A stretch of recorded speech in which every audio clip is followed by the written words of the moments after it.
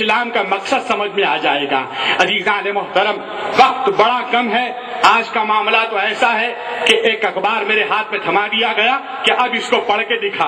میں صرف سرخیاں ہی پڑھ رہا ہوں، تفصیلی خبریں آپ کی نظر کر رہا ہوں اور اختتام کی طرف آ رہا ہوں، کیونکہ ہمارے معزز مہمان کا بڑا قیمتی وقت ہے۔ عزیزان محترم، حضرت شیخ الاسلام رحمۃ اللہ علیہ سادات کے بڑے اکرام اور اعزاز کرنے والے تھے۔ جہاں عالم ظاہر بھی تھے، وہیں پر عالم باطن بھی تھے۔ علامہ زمانی، عاشق محبوب سبحانی، ابو حنیفہ ثانی، علامہ ابو الوفا افغانی رحمۃ اللہ علیہ کی خدمت میں ایک صاحب جو دانا اور مرد پینا تھے آئے، کہنے لگے کہ اتنا عرصہ ہو گیا آپ کے جامعہ سے کوئی مقرر پیدا نہیں ہوا۔ حضرت علامہ نے اس کا جواب بڑی حکمت سے دیا کہ بھائی سنت اللہ یہ ہے کہ ہر چیز اپنی اصل کی طرف لوٹتی ہے۔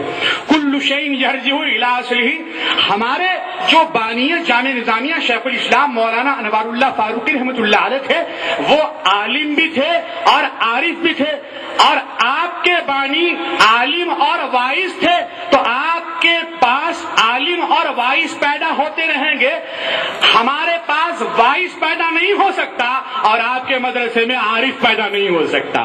عزیزان محترم، ہمارے اساتذہ نے کیسے کیسے جواب دیے، کیسے کیسے علم کی دنیا کو زندہ رکھا۔ من زار حیدر آباد ولم یزر الدائرہ فزیارتها عقیمہ، یعنی ایک لکھنے والے عربی اسکالر نے کہا کہ جس نے حیدرآباد کا دورہ کیا، معائنہ کیا اور دائرۃ المعارف نہیں گیا تو گویا اس کی وہ زیارت بیکار گئی، بانج گئی، ختم ہو گئی۔ عزیزان شیخ الاسلام رحمۃ اللہ علیہ کے سینے میں اللہ تعالیٰ نے دھڑکتا ہوا دل رکھا تھا۔ انسانیت کا بھی درد تھا، قوم کا بھی درد تھا۔ یہ قانون ساز بھی تھے اور قانون کے رکھوالے بھی تھے۔ سلطان تکن کو سلطان العلوم کس نے بنایا؟ دنیا یہی کہے گی، کیا مورخ کے قلم سے وہ جملہ نہیں سنا کہ وہ شخصیت شیخ الاسلام مولانا انوار اللہ فاروقی رحمۃ اللہ علیہ کی۔ سارا نظام اس سے اعلیٰ حضرت حضور نظام کی خدمت میں 11 سلام پیش کرنے کے لیے آتا تھا، اور اعلیٰ حضرت حضور نظام شیخ الاسلام کی خدمت میں ادب سے سلام پیش کیا کرتے تھے۔ عزیزان محترم، یہ شیخ الاسلام رحمۃ اللہ علیہ یہ سلاطین ظاہری کا بھی احترام جانتے تھے اور آل رسول کا احترام بھی جانتے تھے۔ اسی سے اپنا مسلک عشق و محبت بھی بتایا، اسی سے اپنا مسلک طریقت بھی بتایا، اپنی شریعت کو بھی ظاہر کر دیا، اپنے ظاہر کو بھی بتایا، اپنے باطن کو بھی بتایا۔ یوسف تشریف لے جا رہے تھے اور امام ابو یوسف جب جاتے تو ہارون رشید کا کیا عمل ہوتا تھا؟ سروں پر ٹھہر جاتا تھا تخت پر اور احترام بجا لاتا تھا۔ حواریوں نے کہا، وزیروں نے کہا، مشیروں نے کہا بادشاہ سلامت، جان کی امان پائیں تو عرض کریں یہ آپ کا وقار، یہ آپ کا تنتنا، یہ آپ کا تمغہ، یہ آپ کا مال، یہ آپ کا منال، یہ آپ کی دولت، یہ آپ کی شہرت، یہ آپ کی عظمت، یہ آپ کی جلالت اس بات کی متقاضی نہیں ہے کہ ایک عالم کے لیے آپ اپنے تاج اور تخت کے ساتھ ٹھہر جائیں اور استقبال کریں۔ اس سے مملکت کا وقار ختم ہو جاتا ہے۔ عزیزان محترم، کیا جواب دیا اس وقت ہارون رشید نے؟ لکھنے کے قابل بھی ہے اور دل میں نقش کر لینے کی قابل بھی ہے۔ کہا اپنے وزیروں اور مشیروں سے کہ میرے دربار کا وقار جاتا ہے تو چلا جائے، لیکن امام ابو یوسف کا وقار نہ جائے۔ عزیزان محترم، شیخ الاسلام رحمۃ اللہ علیہ نے بچپن ہی سے اپنے اساتذہ سے تمغے پہ تمغہ حاصل کیا، اعزاز پہ اعزاز حاصل کیا۔ 18 سال کی عمر میں تمغہ اور اعزاز حاصل کیا اپنے استاد محترم سے، علامہ عبدالحی فرنگی محلی رحمۃ اللہ علیہ عالم دین ہے۔ انہوں نے 18 سال کی عمر میں تمغہ دیا اور اس تمغے کو اپنی ذات کا ایک حصہ بنا دیا اور ارشاد فرمایا بس کے اندر ایک انتہائی صحیح، ایک انتہائی فقیر اور ایک انتہائی فکر کے حامی طالب علم مولوی انوار اللہ صاحب نواب میر عثمان کمال علی خان نے دیا. اتنے کمالات کے باوجود، اتنی حیثیتوں کے باوجود، اتنے اعزازات کے باوجود ہم کا عشق رسول سے خالی نہیں. آپ صدارت العالیہ کے ایک ذمہ دار بھی تھے، صدر بھی تھے، اور جب آپ جھوٹ اپنی زور بیانی سے کر دیتے ہیں، پھر اسی پر آپ فیصلہ ثابت فرماتے ہیں. کہیں ایسا نہ ہو کہ کسی کی حق تلفی ہو جائے. جب بحث ہو جاتی ہے اور فیصلہ لکھنے کے لیے میں قلم اٹھاتا ہوں تو فیصلہ نہیں لکھتا جب تک کہ میں ایک ذرہ بے مقدار ہوں.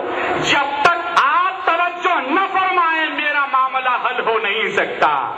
اور جب سلمان کیا عیسائی سب آپ کے فیصلے کو تسلیم کیا کرتے تھے. عزیزان محترم، یہی وہ قلم حضرت شیخ الاسلام رحمت اللہ علیہ کا ہے. جب اٹھا تو اسلام کے مقاصد، تو مقاصد اسلام کے 11 حصے پڑھنے، اسے اسلام کا مقصد سمجھ میں آ جائے گا. عزیزان محترم، وقت بڑا کم ہے.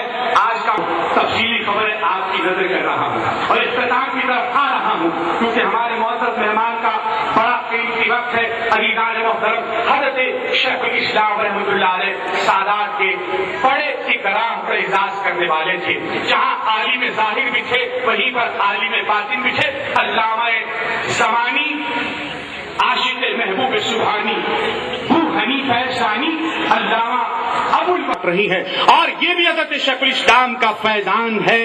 عزیزان محترم، یہ کبھی محدث دکن کی زجاجۃ المصابیح میں بولتا ہے، کبھی فتاوی صدارت العالیہ علامہ مفتی رحیم الدین میں بولتا ہے، کبھی فتاوی نظامیہ کے اندر یہ فیضان علامہ مفتی رکن الدین رحمت اللہ علیہ کے بولتا ہے.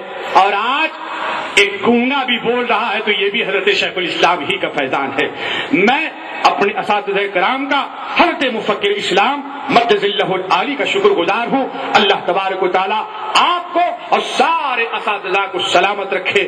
جو اس خطہ سرزمین پر نہیں ہے اللہ تعالیٰ انہیں وہاں ہزار ہزار رحمتوں سے سرفراز فرمائے.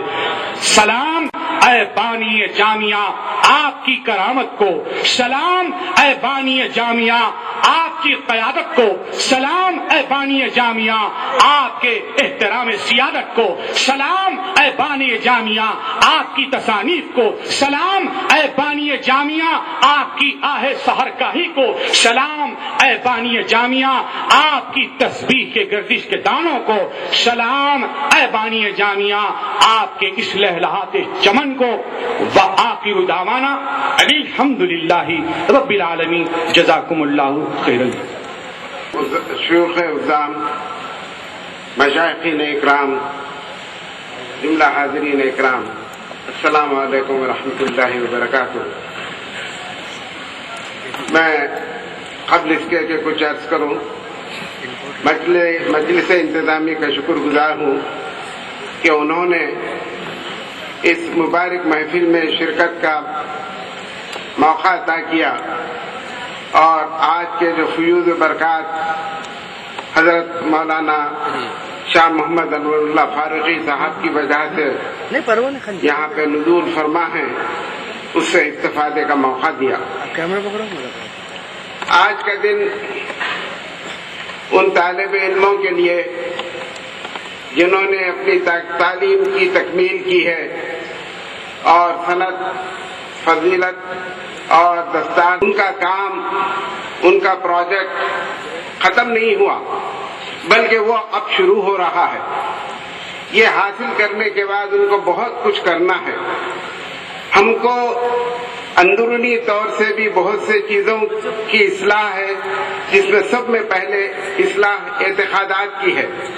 اور یہ جامعہ ایسے جامعہ ہے جہاں پہ اعتقادات کی درستگی کا بہترین موقع عطا کیا جاتا ہے اور توقع کی جاتی ہے کہ یہاں کے فاضل حضرات دوسرے اصحاب کے اعتقادات کی درستگی کریں. انتہائی بدقسمتی کی بات ہے، میں جب دلی میں تھا